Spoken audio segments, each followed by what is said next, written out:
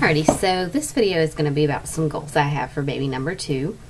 Even though we won't be trying for another one until probably September, October of 2011, actually. I do have some goals in mind that I thought I would share with you guys.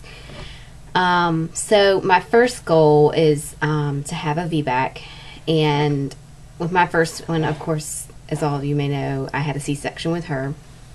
So I'd like to have as natural birth with the second one as possible, holding off on the epidural as long as possible. I did not have any like Stadol, Demerol, anything like that with Ella.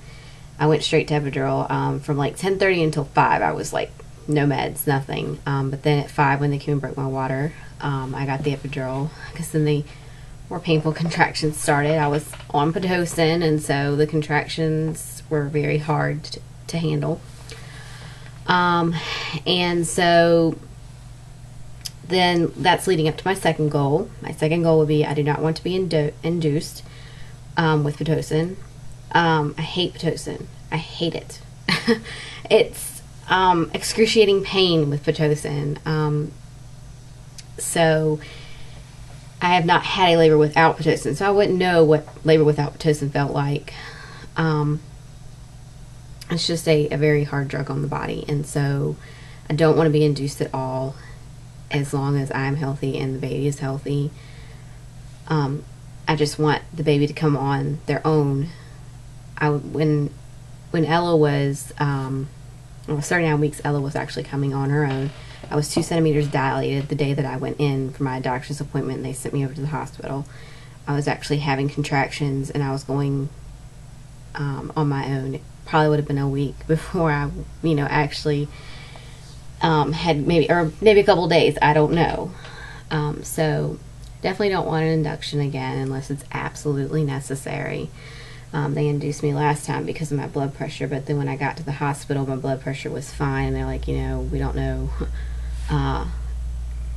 why this is, because your blood pressure is fine. Like, it was like 130 over something. So anyways, and then my third goal would be to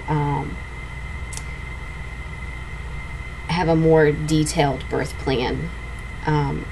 With my birth plan, I didn't even give it to the nurses, and I wish I would have. So I also want to put in there a part where, it explains if I have to have a C-section, then this is what I want to happen, because things happen that I didn't want to happen with Ella. So I do want to make a more detailed birth plan. There is somebody on my Facebook who has shared their birth plan in like a little note or whatever, and I like her birth plan, and I think I'm going to use that outline because it is definitely detailed on everything. The one that I used last time came from What to Expect, the journal, and it's just not detailed enough, as I found out.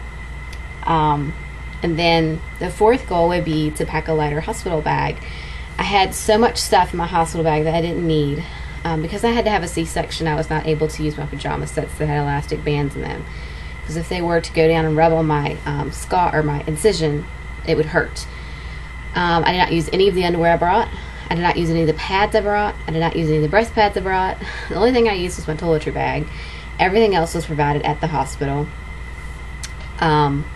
So now that I know that, I'm definitely not going to bring those things, and I probably will not bring a big suitcase. I will just bring a duffel bag. I did not have any gowns or robes, and I want to bring some gowns and robes for next time. And also I want to bring I just had flip-flops, so I kind of I think I also had slippers, but I didn't really like the slippers. So I want to bring some actual comfortable slippers maybe. And I also want to bring,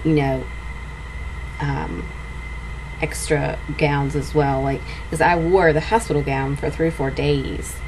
The 3 or 4 days that I was in there, I wore the hospital gown, and so like I want my own clothes to wear as far as that goes.